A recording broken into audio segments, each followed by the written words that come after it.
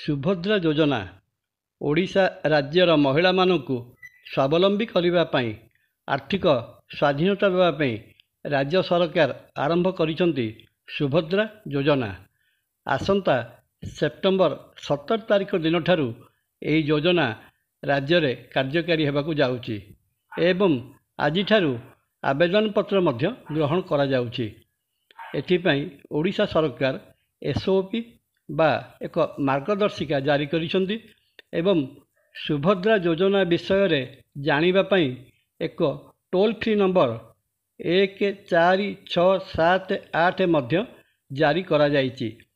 ସକାଳ 6 ଘଣ୍ଟା ଠାରୁ ରାତ୍ରି 10 ଘଣ୍ଟା ମଧ୍ୟରେ ଯେକୌଣସି ବ୍ୟକ୍ତି ଏହି ଟୋଲ୍ ଫ୍ରି ନମ୍ବରରେ ଫୋନ୍ କରି ସୁଭଦ୍ରା ଯୋଜନା ଅନ୍ତର୍ଗତ ସମସ୍ତ ତଥ୍ୟ ପାଇପାରିବେ।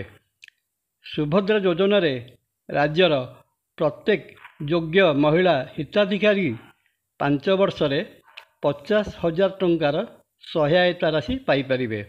ବଡ଼ କଥା ହେଲା ଏହି ଟଙ୍କା ଆଉ ଫେରସ୍ତ ଦେବାକୁ ପଡ଼ିବନି।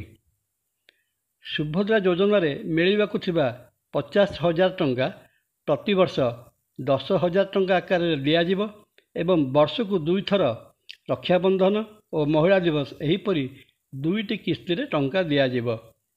ସୁଭଦ୍ରା ଯୋଜନାରେ ଆର୍ଥିକ ସହାୟତା ପାଇଁ ମହିଳାମାନଙ୍କ ପାଇଁ ଏକ ନିର୍ଦ୍ଦିଷ୍ଟ ମାନଦଣ୍ଡ ରଖାଯାଇଛି। ପ୍ରଥମେ ସେ ଓଡ଼ିଶା ରାଜ୍ୟର ବାସିନ୍ଦା ହୋଇଥିବେ, ବୟସ 21 ବର୍ଷରୁ 60 ବର୍ଷ ମଧ୍ୟରେ ହୋଇଥିବ। 2024 ଜୁଲାଇ 1 ତାରିଖ ସୁଦ୍ଧା ବୟସ ସୀମା 21 ବର୍ଷରୁ କମ୍ କିମ୍ବା 60 ବର୍ଷରୁ ଉର୍ଦ୍ଧ୍ୱ ହେଉନଥିବ। ପରିବାରର ପ୍ରତ୍ୟେକ ମହିଳା ଏହି ସୁଭଦ୍ରା ଯୋଜନା ସହାୟତା ଟଙ୍କା ପାଇବାକୁ ଯୋଗ୍ୟ ବିବେଚିତ ହେବେ। କିନ୍ତୁ ପରିବାର ମଧ୍ୟରେ କେହି ଆୟକର ଦାତା ନଥିବେ କିମ୍ବା ତାଙ୍କର 4 ଚକିଆ ମୋଟର ଗାଡ଼ି ନଥିବ। ଜନପ୍ରତିନିଧି, MLA, MP ବା ସରପଞ୍ଚ ପ୍ରଭୃତି ଥିଲେ ଆବେଦନ କରିପାରିବେ ନାହିଁ।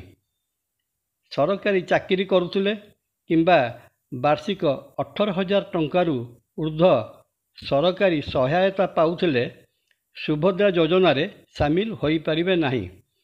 କିନ୍ତୁ ଅଙ୍ଗନବାଡ଼ି କର୍ମୀ ବା ସହାୟିକା, ଆଶା କର୍ମୀ, CRP ବା କମ୍ୟୁନିଟି ରିସୋର୍ସ ପର୍ସନ, MBK ବା ମାଷ୍ଟର ବ୍ଲକ କିପର ଏବଂ ଆଉଟସୋର୍ସିଂ ଏଜେନ୍ସି ଦ୍ୱାରା ନିଯୁକ୍ତ ମହିଳାମାନେ ମାର୍ଗଦର୍ଶିକାରେ ଥିବା ଅନ୍ୟ ସମସ୍ତ ମାନଦଣ୍ଡ ହିସାବରେ ଯୋଗ୍ୟ ହେଉଥିଲେ ମଧ୍ୟ ସୁଭଦ୍ରା ଯୋଜନାରେ ଆବେଦନ କରିପାରିବେ ଏବଂ ଆର୍ଥିକ ଲାଭ ପାଇବା ପାଇଁ ସମର୍ଥ ହେବେ।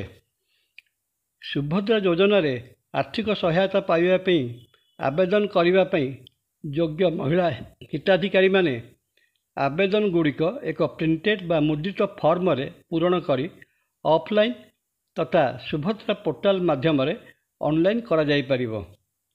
ଅଙ୍ଗନବାଡ଼ି କେନ୍ଦ୍ର, ବ୍ଲକ କାର୍ଯ୍ୟାଳୟ ତଥା ULB କାର୍ଯ୍ୟାଳୟ, ମୋ ସେବା କେନ୍ଦ୍ର, ସାଧାରଣ ସେବା କେନ୍ଦ୍ର ପ୍ରଭୃତିରେ ମୁଦ୍ରିତ ଆବେଦନପତ୍ର ମାଗଣାରେ ଉପଲବ୍ଧ ହେବ। ଆବେଦନକାରୀ ଫର୍ମ ପୂରଣ କରି ଏହାକୁ ନିକଟସ୍ଥ ମୋ ସେବା କେନ୍ଦ୍ର MSK ବା ସାଧାରଣ ସେବା କେନ୍ଦ୍ର CSKରେ ଦାଖଲ କରିବାକୁ ପଡ଼ିବ। ଆବେଦନକାରୀଙ୍କ ଦାଖଲ କରାଯାଇଥିବା ଆବେଦନପତ୍ର ଓ ଆଧାର କାର୍ଡ଼ ମଧ୍ୟରେ ଅସଙ୍ଗତି ଥିଲେ ଆଧାର କାର୍ଡ଼ ତଥ୍ୟ ବା ସୂଚନାକୁ ଚୂଡ଼ାନ୍ତ ବୋଲି ଧରାଯିବ। ସମସ୍ତ ଆବେଦନକାରୀ ସୁଭଦ୍ରା ଯୋଜନା ଅଧୀନରେ ଯୋଗ୍ୟ ବିବେଚିତ ହେବା ପାଇଁ ନିଜକୁ ନିଜେ ପ୍ରମାଣିତ କରିବେ ଏବଂ EKYC ଆବଶ୍ୟକତାକୁ ପୂରଣ କରିବେ। ଯେଉଁ ମହିଳା ଯୋଗ୍ୟ ହିତାଧିକାରୀ ଓ ସୁଭଦ୍ରା ଯୋଜନାରେ ଲାଭ ପାଇବା ପାଇଁ ଆବେଦନ କରିଛନ୍ତି ସେମାନଙ୍କର ଆଧାର କାର୍ଡ଼ ଥିବା ଦରକାର ଏବଂ ଆଧାର କାର୍ଡ଼ ମୋବାଇଲ ନମ୍ବର ସହିତ ଲିଙ୍କ ହୋଇଥିବା ଆବଶ୍ୟକ। ସେମାନଙ୍କର ଏକ ବ୍ୟାଙ୍କ ଆକାଉଣ୍ଟ ମଧ୍ୟ ଥିବା ନିହାତି ଜରୁରୀ। ଏଥିପାଇଁ ରାଜ୍ୟର ମହିଳା ଓ ଶିଶୁ ବିକାଶ ବିଭାଗ ଏହି ଯୋଜନାର ମାର୍ଗଦର୍ଶକ ରହିବେ ଓ ତଦାରଖ ମଧ୍ୟ କରିବେ।